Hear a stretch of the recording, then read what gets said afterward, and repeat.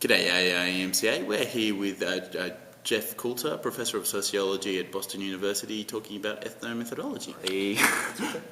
So Jeff, tell me about ethnomethodology and its relationship to psychology and issues of the mind. Right. Well, one of the most interesting sentences in some of Garfinkel's writings, from my point of view, came in, I think it was in the Trust paper, where he says, there is nothing of interest to the social scientist or sociologist in the head, there are only brains. Now, that can be taken two ways. It could be taken as a methodological recommendation, right? Namely, proceed as if there is nothing in the head, i.e. everything is scenic, observable, audiovisual, and so observe, right, etc.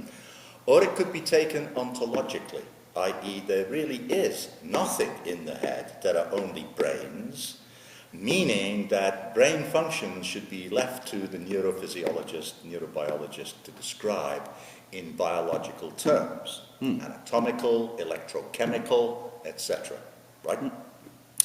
So that was a kind of challenge that I took from Garfinkel, and some people think that I went on a philosophical route, especially using Wittgenstein. So that kind of was sort of a sense that I departed the field. But in fact, most of my work was inspired by an effort to come to terms with how to read that particular sentence. Right? So I still consider myself within the ethno camp, though I am not a CA person. I've tried to do that a little bit. I've tried to make a contribution. I have a piece on arguments. Not that good, but not bad. But my thing was really mentality. And did that pose an intractable problem for ethnomethodological work?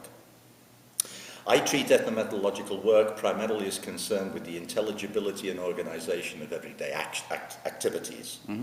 I also think that we have a strong sense, given that everyday actions have an intelligibility that can't be solely derived from their biology, from their organic components, that ethnomethodology has actually cornered the field when it comes to the study of human behavior, with the exception of the issue of mentality. Now, hence the ontological methodological problem. So, my line has been to accept the ontological definition of the remark, i.e., I would deny that the mind has got anything to do with anything inside the head. Everything mental is basically observable, ascribable, avowable, presupposed in what people do and say. In other words, I take a radically praxeological view of mentality, but I'm not a behaviorist, right? And that's where Wittgenstein comes in, because Wittgenstein provides a way of thinking praxeologically about the mental that's not reductionist and not behaviorist. So that's been like 25 years of effort to try to cash that check.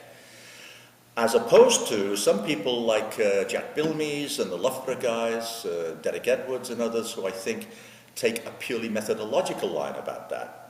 They say, okay, there may well be mental phenomena that are internal, inner, in the head, but we can proceed, right, independently of any commitment to those phenomena. That, to me, is a sellout of the anti-Cartesian line that I've developed using Wittgenstein and post-Wittgensteinian work. So in what way have you, you talk about the ontological problem and sort of twisting the ontological problem. To take up with a practical example, how does that deal with, say, the fact that we self-reflect and this isn't a verbalized thing, and the doing of the thinking, things that we all know on talking to each other that we say to each other that we do, but yet are not done as say a communicative way. How does this solution come out? Sure. Well, first of all, you have to remember that thinking is not a freestanding word. We think of, we think about, we think that, we think up, we think through, we think over, right? And that is obviously a matter of the employment of a symbol system. So there, Mead and Brentano come together, right? So there's no such thing as simply thinking per se. So you think of, you think up, you think about, you think through, you think that. All right, now, of course, you can think without telling somebody what you thought. No question about that. But that doesn't mean there's something going on in the head, right? That you can identify as thinking that it's time for me to leave, right? Where would you find that in the brain? I think that it's time for me to leave, right, is a way of basically guarding, right, the idea that it's definitely time for me to leave. I think it may be time for me to leave, so it's kind of a hedge, right? Yeah. Now, when do we ascribe and avow these things? That's where they become observable. You know, you can ask me what I think about, you know, who's going to win the next election, and I can tell you what I think. Yeah. But of course, I can keep some of my thoughts to myself. That's certainly true. But I don't keep them in some location. Right. When you keep your thoughts to yourself, it's not like, you know, I keep my keys in my back pocket and you can't see them there. Right? There's no place where you're keeping the thought that you think Obama may or may not win the next election. Right. Right? There's no location for it. So one thing you could say is, when somebody says, where do you do your thinking, and someone says, I think in my head, we have a bit of a problem with the in. Is the in locative or non-locative? Right? You can be in love, you can be in debt, so we know the in is not always locative, i.e. specifying some location. Right? So I think in my head, if you take the in locatively, then of course you have a complete contradiction, because I, Jeff Coulter, as a person, I'm 6'2", right? I weigh 165 pounds. Can't even fit inside my head. Yeah. So that's not a place where I can be thinking. So where do I do my thinking? Well, in the office, at school, in the street, when I'm wandering around, thinking idly about things. So it's not that thinking has an independent mental characterization. Okay. In other words, we have to stop thinking about thinking as something mental and therefore inner. It's true that sometimes we don't disclose our thoughts, right? But the capacity to think derives directly from our capacity to speak. Right. Because we think of, we think through, we think that. With one exception, you can think, a dog can think that its master's about to strike it when the master does that, but doesn't mean to strike the dog, right? And the dog yelps and runs away in anticipation. You could say, non-anthropomorphically, the dog thought that its master was about to hit it. That would be a non-discursive case. That's a very limited case. Most cases of thinking have these complementizers of, about, through, over, up, right? And you think up, you think through, you think over, you think that, right? With the that being a case where you can have a non-discursive example, but none of the others. So there's a direct connection between the social order and the capacity to think. Mead had that right, Brentano had that right, Wittgenstein had that right.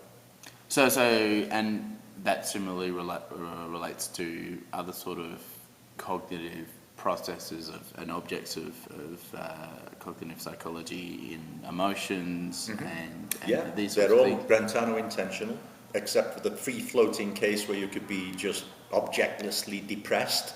Usually you're depressed about something.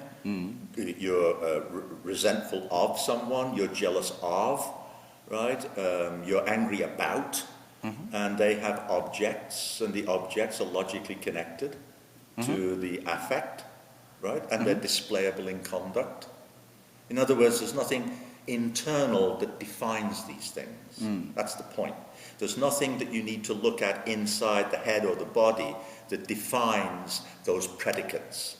They're all essentially observable, even though there are limit cases where, of course, they're not disclosed. Right. But the non-disclosure of somebody's thinking has to have criteria too. Right? There are because, as Wittgenstein said, the inner stands in need of outer criteria.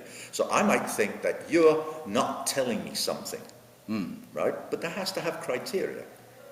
I mean, right now, if I say, I think you're hiding something from me, I think you're thinking ill of me, and there are no criteria in what you're doing, then that's an oddity. That's an anomaly, right? It would be paranoid, Mm. okay? But wouldn't describe that to you any more than you describe to me that I'm kind of concealing bad thoughts about you as I speak to you now, right? So the non-disclosure case also has to have criteria when I seriously say, I think he's keeping something to himself, right? That's a practice. When I say that of somebody, I think he's not telling me something. I think he's hiding something from me, right? That's an attribution that has to have criteria for its rationality.